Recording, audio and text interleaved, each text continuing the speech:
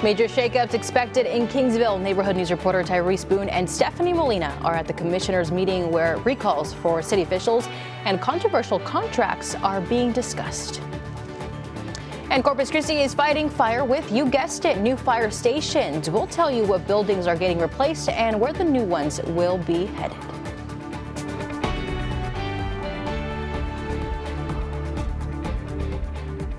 Oh, good evening and thank you for joining us. I'm Clara Benitez Cortez. We lead things off tonight in Claiborne County, where a hearing that's underway could determine the future of 3 Kingsville City Commissioners. As we reported, a lawsuit filed by a Kingsville resident asked for a recall election to remove city commissioners Norma Nelda Alvarez, Leo Alarcon, and Hector Hinojosa. All 3 have been called to step down. Neighborhood News reporter Stephanie Molina is at that hearing right now. We'll have the outcome as soon as the judge makes a ruling. Also out of Kingsville, city commissioners are meeting tonight to consider a controversial employment contract. The contract would pay newly appointed city manager Charlie Sosa $180,000 a year. Some residents have raised concerns about Sosa's qualifications for the job. According to open records obtained by Chris 6 News, Sosa got a 1-day suspension after he was reprimanded in 2016. The reprimand was for work performance and unauthorized use of city funds, property, and personnel. Neighborhood News reporter Tyrese Boone is covering tonight's meeting at 5:30, and we will keep you updated. Now, a water quality test done by 7 Seas Water Group found high levels of radioactive contaminants and arsenic levels exceeding federal safety standards. 7 Seas Water Group, which has a brackish desalination plant in Alice, is currently working with South Texas Water Authority to provide water for Corpus Christi. They tested water samples from one of their proposed water wells in Driscoll and found high levels of gross alpha radiation, uranium, arsenic, and sodium in that raw and untreated water. Some of the health risks associated with these high levels of contaminants include cancer and kidney damage. Earlier this month, Corpus Christi Mayor Paulette Guajardo asked the interim COO of Corpus Christi Water about that water well's water quality. So a couple of things. First thing I want to say is the parameters that were identified that were over the maximum contaminant levels, they are removed by reverse osmosis. But some of those parameters that were over the MCL, or maximum contaminant level, that was arsenic, it was uranium, it was gross alpha. Those are radionuclides that are naturally found in geologic formations and in groundwater, but all of those are removed by the reverse osmosis treatment system. Now, according to the Vermont Department of Health, reverse osmosis can reverse gross alpha contaminants, but leaves radium and uranium and other radioactive elements behind. John Marez says reverse osmosis is a proven method to treat any radioactive contamination and is working with 7 Seas to provide them with more underground water options. Well, here in Corpus Christi, we were greeted this morning with some scattered showers. Meteorologist Stephanie Lauber is standing by with more on that. Steph, it was nice to get some rain this morning, even if it was just a little bit. Yeah, you know, a little bit goes a long way. Corpus Christi, 1 drop in the bucket, so that counts. But we could sure use a lot more. And at this point, some of you may be wondering, what rain? I didn't see anything today other than some clouds. And from the view in Port Aransas, it's much different than what we're seeing out in our CCAC camera at Snoopy's over the Laguna Madre. We are looking much better out here. You're actually looking at rain that is a bit farther away. We'll show you on the radar. Did you guess that this rain was over Baffin Bay? Because that's where it is, extending from the Barrier Islands, south the Pins, over Baffin Bay and into northern Claiborne County. Kingsville kind of in between, missing out on some of this rainfall, but giving you the wider view. A lot of this over the past 4 hours really has been south of the I-37 corridor. So if you're in B County, Refugio County, Aransas County, you're wondering, what rainfall? I'll show you some of the rainfall totals, what this might do for our drought conditions, and if there's any more of this on the way in your 7-day forecast. That is just a few minutes away. All right, Tiff, thank you. And the City Council has given the go-ahead for 2 fire station replacement projects. One of the fire stations getting a new home will be station number 10. Right now, that fire station is on Horn and Greenwood on the city's west side. The new building won't be far from that current location. It will be built further down Horn Road between the National Guard building and the current fire station. Construction is expected to begin in November and will wrap up in about a year. And fire station number 8, which is currently on Castores Road near Sunnybrook, is also getting a replacement building. The new building will be located on Castores and McCardle. Work on that new fire station will also begin in November. It will also take a year to complete. The current fire station number 8 is 70 years old. I'm Melissa Trevino, your neighborhood news reporter in Alice. For the last decade, this property behind me was abandoned. Now, city leaders hope to breathe new life into the south side with the $400,000 park. Luis Varial Jr. has lived in Alice all his life. He tells Chris 6 News he's on board with what's to come down the street from what was once the Boys and Girls Club. I think it's a good thing they're doing because we need all this stuff for the kids, you know. City leaders are building a park. He tells me at first he was sad to see the building on Old Kingsville Road being torn down until he learned what would replace it. I think that's nice because it's bringing for the youth. They need something like that, you know, where they can concentrate and stay out of trouble. The park, city leaders say, will look a lot like Anderson Park on the north side of Alice. Alice City Manager Michael Esparza says the price tag for the park comes to about $400,000. This started with in 2023 with the passage of House Bill, I believe it was 2398, that allowed specifically Alice to utilize hotel occupancy funds to enhance and upgrade existing sporting fields and recreation areas. Esparza tells me the field at the back of the property had already been used for sporting activities like flag football and soccer, which brought so many people into Alice. We've seen a lot of people utilizing this as soon as it came on board. Next part is going to be the lights for the football and soccer field. City leaders have more to do, but so far, workers have added lights, a playground, along with courts for pickleball and basketball. More thought is being given to what to do with the old pool. Miguel Chapa, the city's director of Parks and Recreation, says families are always looking for a place where kids can play. We just want to keep providing facilities where they can come up and enjoy. The project is expected to wrap up next spring. In Alice, I'm Melissa Trevino, your neighborhood news reporter, Crest 6 News.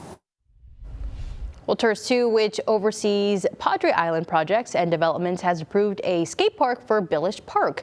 The park is in the Padre Isles neighborhood, and last October, the Island Strategic Action Committee had also approved the skate park proposal. Money for the $700,000 project would be relocated from the $6.6 million Sand Dollar Avenue project. The skate park project now heads to the City Council for final approval, and there's no timeline on when it could be approved. Well, coming up, a mega one-stop shop gas station is coming to Corpus Christi. The full story on the other side of this quick break. Stay with us.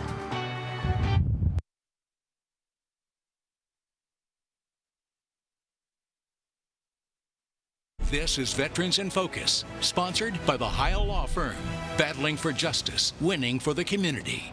All right, here's a question for you. If someone gets severely hurt in combat to protect our country, do they deserve a break on their property taxes? Well, the military order, the Purple Heart Chapter 598, is trying to revive a bill that would give full property tax exemptions to combat wounded veterans, regardless of their VA disability rating. Right now in Texas, only those rated 100% disabled qualify for a full exemption. Veterans rated lower get some relief, but still a big chunk of their tax bill. I personally know veterans missing a limb and only rated at 70%. A disproportionate amount of our Vietnam veterans who were drafted to go to war, and because they went there, shed blood for our country, and came back with Purple Hearts, not paperwork, they fall underneath that 100% threshold. Well, tonight at 6 in this week's Veterans in Focus, we'll hear from more on why this matters, and how you can get involved in this push for a change. Now we have an update on our Veterans in Focus report about Roberto Stillman Garcia. As we told you back in August, Garcia was serving aboard the USS California when the Japanese attacked Pearl Harbor, Hawaii on December 7th, 1941. Garcia was killed, but his remains weren't identified until earlier this year. Now the Coastal Bend State Veterans Cemetery is inviting veterans and the public to Navy Seaman Roberto Stillman Garcia's funeral service. He will be buried with honors at the Coastal Bend Veterans Cemetery on Tuesday, October 21st, and that's next Tuesday. The service begins at 1 o'clock. A mega gas station could be coming to Corpus Christi, but before you get ahead of yourself, no, it's not Buc-ee's. City Council approved the first reading of a 40-year lease agreement with the Texan stores to build and operate a facility at CCIA, the airport.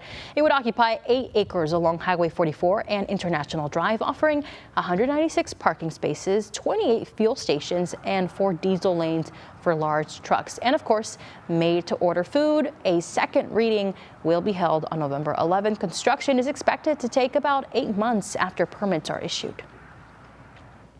And as gas stations spring up across the coastal bend, that means more drivers on our roadways. Let's take a look at our live traffic report with Stephanie Lauber.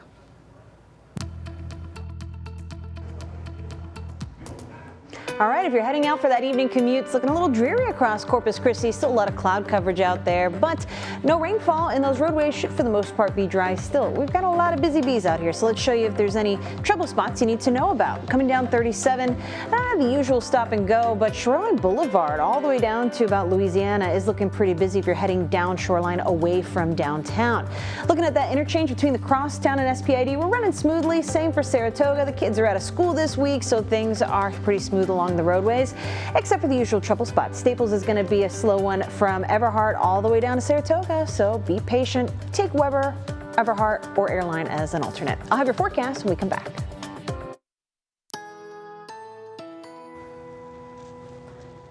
Hey there, we enjoyed some gloomy views around the coastal bend, and when I say enjoy, I hope you enjoyed it because it brought us a break from some of the heat. There was quite a bit of humidity. If you didn't feel it last night, hopefully you saw it come down in liquid form today in terms of rain. But yeah, a lot of cloud coverage that has basically been fizzling out for our neighbors in our northern counties. Sorry you got the clouds without the rain for the most part, but our southern neighborhoods seem to do better. At this point, just tracking some showers that are scooting across Baffin Bay here. Probably not going to make it to the south side of Nueces County, but it's nice to have some around. Does help to keep the local drought in check, and we've seen a good batch of those spotty showers moving through overall. So we weren't hoping for meaningful rainfall. In some cases, though, you could say this was meaningful for neighborhoods like Port Aransas. Picked up more than 1/10 of an inch today officially. Out at NAS Corpus Christi, they picked up nearly that, 7/100 of an inch. Same reading officially at the airport in Robstown, and CCIA. You picked up 1/100 of an inch, basically a drop in the bucket. But you can tell by some of the blues on the map, the radar is estimating a little bit more around those official reporting stations. So is it meaningful in the way that it will make a huge improvement in our drought situation, our lake level situation? No. But it is nice to get some rain, if not only to water the lawn.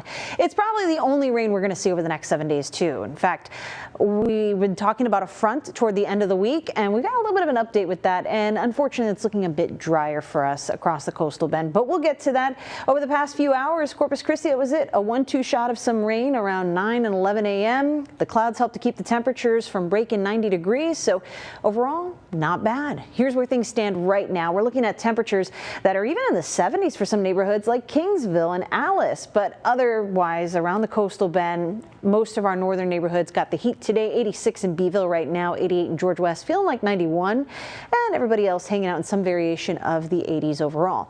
So looking at the radar, once this fizzles out tonight, it's going to be the last of the business for us. We're not really expecting much for meaningful rainfall, and our dew points, or how much humidity is in the air around us, are going to reflect a little bit of a drier situation heading into tomorrow and basically the end of the week. We are going to see that humidity trying to creep up again, but I don't think it's going to be at the level that we saw it today with all the clouds and the showers around. Still, we're feeling pretty muggy out there. Dew points are in the 60s and 70s, so that's air you can wear territory for us here across the coastal bend. What about the winds? Those have been shifting a bit more to an east-southeast direction. Right now, generally due east across the coastal bend. A little breezier today with that rain in the area. So one good thing, no more concern for coastal flooding out along the coast. Those water levels have kind of receded a bit with the full moon phase leaving us. So now we're just focused on going back to our usual programming. Sunny, warm, okay humidity, but once we get into the weekend, that humidity will start to creep up. Unfortunately, I don't think it's going to materialize into rain for us. The cold front that we've been talking about,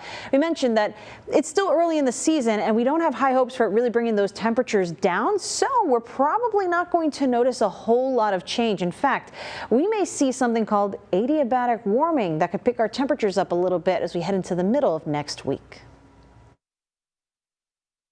You're watching Chris 6, part of the Scripps News Group.